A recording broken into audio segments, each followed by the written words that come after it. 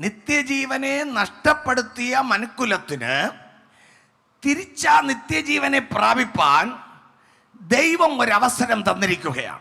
അതാണ് ഈ ലോക ജീവിതകാലം.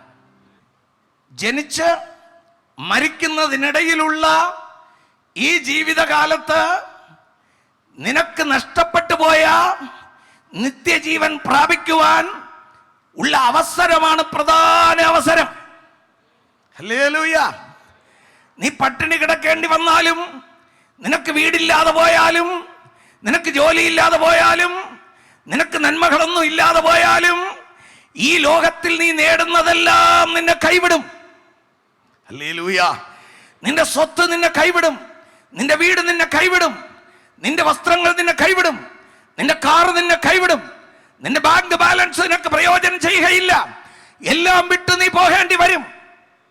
രാജാക്കൾ പോയി, ശാസ്ത്രജ്ഞന്മാർ പോയി, ഡോക്ടർമാർ പോയി, വൈദ്യന്മാർ പോയി, ഭരണകർത്താക്കൾ പോയി, എല്ലാവരും പോയതുപോലെ നീയും പോകേണ്ടി വരും. ഇവരാരും വന്നു കൊണ്ടുപോയില്ല. ഹല്ലേലൂയ. കൊണ്ടുപോകാൻ പറ്റുകയുമില്ല. അതുകൊണ്ട് ഈ ലോകത്തിൽ നേടിയതെല്ലാം ലോകത്തിൽ തന്നെ ഇട്ടേച്ചു പോകും. സ്തോത്രം, സ്തോത്രം, സ്തോത്രം.